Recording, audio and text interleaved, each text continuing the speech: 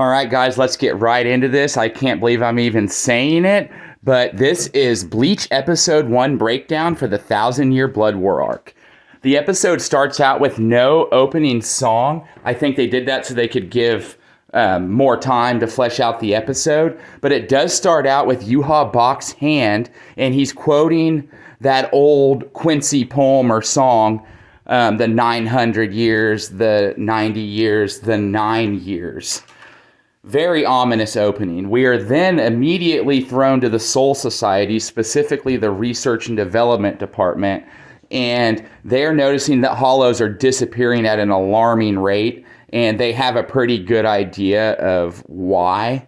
We are then thrown to Karakura Town, where we're introduced to two new Soul Reapers, Shino and Ronanosuke, or something like that. I'll have to remember that one down the line. But guys, Karakura Town looks so great starting out. I mean, we've just got these amazing shots of the city here. Karakura Town, the moon and the city once again. Really good shots here of the city. And then here's actually a shot of Eburn, and he's letting out that reishi chemical that attracts all the hollows to town. That's why later you'll see why there's just an abundance of hollows all over Karakura Town. Karakura Town's already a spiritually rich place, but doing this makes it even more of a hollow magnet. So we've got Crazy Afro Soul Reaper dropping these guys off, and it's pretty apparent from the get-go that these guys are really weak. And so I've always wondered, like, God, why do they keep throwing these scrub Soul Reapers into Karakura Town if the place is such an important spiritually rich place? More great shots of Karakura Town there. Now back to the episode. You've got Shino and Ronanosuke, and they decide to split up here. And Ronanosuke's not very happy about it. Like I said, these guys are made to seem extremely weak. So anyways, Shino kind of the braver of the two. So they split up, and Shino's out doing his thing, or Ronanosuke's doing his thing in Karakura Town. Pay attention to the lights in this episode, guys.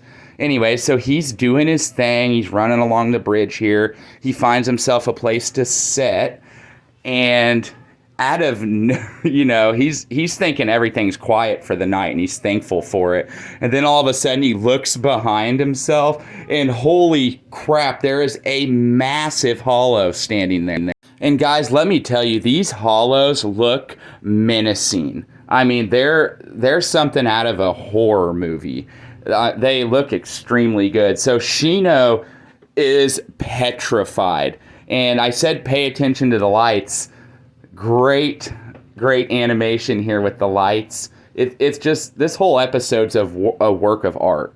So anyways, you've got Shino running from this hollow, running for his life. He's not going to turn around and fight because he's got no chance against these hollows. So while he's running from these hollows, the animation stays amazing. I mean, they're bouncing off telephone poles and running through buildings and running through walls. And Ronanosuke can't get away from this hollow. He's thinking he's about to die. So he's still running, and he's going up these stairs. And the animation of him running up these stairs is great. He's looking for Shino. He's thinking Shino's going to save the day. And he gets to the rooftop, and it's complete utter despair. He sees Shino there practically dead, and he's lost all hope at this point. The hollows are cornering him.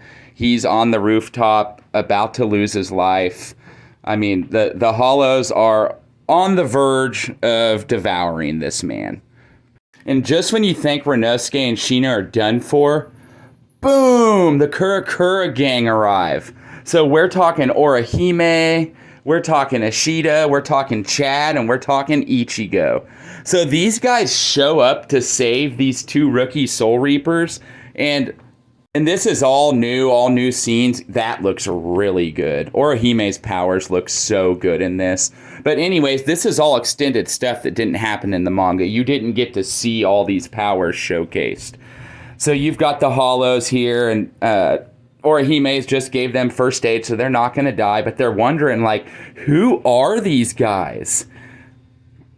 We were on the verge of death until they showed up. And you've got Orihime here showcasing a newer power of hers, almost like a shield blaster. They do this really neat thing where they show title cards for all of our, main Kurakura gang. And it's really neat. It kind of reintroduces the characters for people who haven't seen it in a long time. So like I said, we've got a showcase of abilities here. We've got Chad here. It's funny Chad showing off his strongest ability. But we didn't see that in the manga. That's his necklace his abuelo gave him. But these shots of our favorite Kurakura characters is incredible. You've got Chad's skull mark there. Now we've got Uryu's entrance, and this one particular was my favorite because they're showcasing and highlighting all the Quincy abilities, you can tell. And Uryu's one of the strongest Quincy, so of course he's going to have, abilities that are top notch. I love that, their version of Shumpo there. They're highlighting that. That's so awesome. So yeah, you've got the Kurakura town saving the day, saving the two new Soul Reapers. There's a shot of Uryu's bow, just great shots of him using his abilities there. I mean, they're devastating shots too. Nice shot of Uryu's arrows there, and then them exploding. Woo, he says. This is Ichigo's show, so his showcase was coming. He's the last out of the 4 to be showcased. A hollow sneaks up behind Renosuke, and Ichigo just stops it like it's nothing. And then Overkill proceeds to go Bankai, and guys, this looks incredible when Ichigo goes Bankai. These slides don't give it justice, but I mean, just beautiful. Ichigo looks great there. So he eliminates all the hollows, no problem. Turns around and looks at Renosuke and goes, "I'm Ichigo Kurosaki, substitute Soul Reaper." We then time skip a couple days to Ichigo's bedroom where you've got Renosuke and he's recovering. And guys, I just want to add how awesome Ichigo's room looks. They've updated it to the times. So he's got a touch screen there on his desk, and his desk looks more modern. The room itself just looks more modern. And I think that's a nice little touch they added. Even just a small scene like this when everyone's gathered in Ichigo's room, they put so much detail into it. The bread looks great. The shadowing looks great. I mean, this anime has been given so much love. So anyways, they're all just sitting in there doing the normal slice of life stuff. They're kind of filling Renosuke in on what he's missed the last couple days while he was sleeping. He figures out Shino's okay. So everything's peachy there. And then all of a sudden, Ichigo hears something and turns around, and there's this mysterious man standing in the windowsill. It's Eburn, the same guy that let out the Reishi Hollow attractor, is standing now in Ichigo's bedroom. And so he introduces himself as Eburn, and Ishida's wondering if he's an Arankar because of the mask. And he's trying to be a complete badass.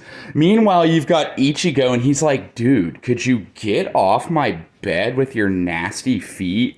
Eburn's like, "What?" And then Ichigo proceeds to kick this man square in the face right out of his bedroom window. Just a side note here, can we just appreciate how strong human Ichigo is? He kicks an Arankar level boss literally right out of his window before even transforming into a Shinigami. Anyways, no one's surprised Ichigo just sent him flying through the window. So anyways, they go to the skies of Kurakura town and begin to fight. And Ichigo's sitting here still wondering, who the hell is this guy? Is he an Arankar? Who is he, and why is he talking like this? So Eburn and Ichigo begin to exchange blows, and Ichigo's sitting there, kind of wondering, why is this guy egging me on? Eburn's egging him on, trying to get him to use his Bankai, okay? And so then Eburn reaches into his pocket like he's about to grab something, and we're pulled away and taken to Soul Society, where Ikaku and Umachima, I'm terrible at these names, but you know who I mean. They're investigating all the disappearances in the Rukongai. And they come to the conclusion that the disappearance of souls couldn't have been from hollows due to sandal marks in the sand. We're then taken to the Company 1 barracks where we've got Yama sitting in his office. And I don't know if this is the light from the sun or Kisabe's Bankai. I'm not sure. But anyway, things go from bad to worse here extremely fast. Here's a messenger running in to tell Yamato that they're being attacked, and he gets his head sniped off. So there's your violence for you folks. Don't have to worry about censorship here. And then the Vandenreich, they're showed for the first time in anime history. This is so surreal, and they look incredible. So yeah, the Vandenreich look incredible. And the Quincy's are invading the company barracks to send Yama a message. And there's a scene where they go, your security's a little weak. And Yama looks them dead in the eye and goes, I am here. There is no greater security. What a G thing to say. And then out of nowhere, you've got Sasakibe come flying through the wall, destroyed by his own Bankai. Like, we all know this poor man's about to die, and we've got the Vandenreich still declaring war. Yama's kind of just standing there shocked. And then we've got this incredible scene where we actually see Yama's reflection in the mask of the Quincy foot soldier. And guys, that attention to detail is amazing, and I hope it continues throughout these next episodes. And so, like I said, things are getting really heated, speeding up really fast. We're then taken back to the Eburn Ichigo fight, and Eburn was just getting ready to pull the medallion out of his pocket, and what they're implying is that Eburn's trying to take or seal Ichigo's Bankai. So how they animate that, guys, I really like how they animate this.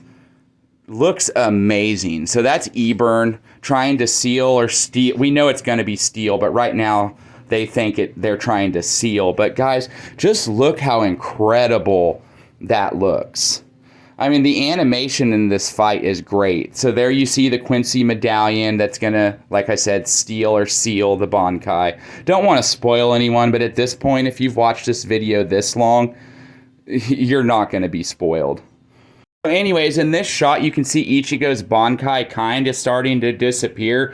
And then you've moved to this shot where you've got, this is pure nightmare fuel, Eburn's face thinking he's about to steal Ichigo's Bankai. He's pumped. I mean, look at him. He thinks he's going to go back to Yuha successful. And so he's grinning from ear to ear. And the animation here is just top notch. So now we switch back to Yama's office, and he's getting ready to annihilate these Quincy foot soldier. I mean, he whips out his Zanpakuto and launches an attack, but they actually escape into the shadows because that's where the Vandenreich hides, is in the shadows. And how they depict the Quincy's coming and going out of the shadows is really well, and like I said, animated really well. And so, yeah, Yama just barely misses with that attack that looks beautiful, those flames. I mean, guys, just look at that. I mean, Yama being animated in this style is just a work of art. So he just barely misses. They escape into the shadows, and you've got a nice shot of Yama here with Sasakibe dead in the background. We're then taken back to the Eburn Ichigo fight once again, where Eburn has just failed in sealing or stealing Ichigo's Bankai, and Ichigo hits him with a Getsu Gotensho, and Eburn is forced to retreat and escape into the shadows. And here's some of that shadow work I was talking about earlier when Eburn's escaping into the shadows. It just is animated so great. So then here's a shot where you've got the shadows kind of dissipating, and you've got Ichigo in the background looking really good, and it zooms to a close-up, and he's kind of just wondering, like, what the hell was that? But like I said, guys, just great use of lighting here with the sunset setting behind Ichigo. And like I said, the remnants of the shadow of Eburn's escape. We pretty much end this episode with, we're at the Vandenreich, and that's taken right out of the manga. That Yuha's castle just looks incredible there. You know, it's the shadow world. It's the opposite of the Seirete. So it's icy, it's cold, it's shadowy. I just love it. So then you've got, this was the guy commanding the foot soldiers here, and he's acting all cocky in front of Eburn, who's failed, and he's kind of arguing, bickering back and forth with him. And then while they're bickering amongst each other, this man Ludius's arm is ripped from its body. Anyone who was worried about this being censored, this anime premieres at 12 o'clock in Japan, and so we're going to get all the blood we need and want, guys. And so Yuha says, I don't like conflict. Quit bickering. And like I said, rips dude's arms off and then proceeds to ask Eburn what the report on peace is. And so, guys, that's how episode 1 ends, is with a menacing shot of Yuha. And guys, episode 1 was incredible. I can't wait for next week. Just the cherry on top was the closing for the episode. Guys, it literally almost made me cry. I was so happy. All the shots of like Ichigo's past, like all coming to fruition. Just reminded me of how long and how hard we fought for this series to come back. And now it's back, guys. Comment below, what did you guys think of the new Bleach episode? I'm really eager to hear what you have to say. Let's get the Bleach discussion going in the comments. Our boy Ichigo Kurosaki is back every Monday, and I couldn't be happier about it. Peace out, guys.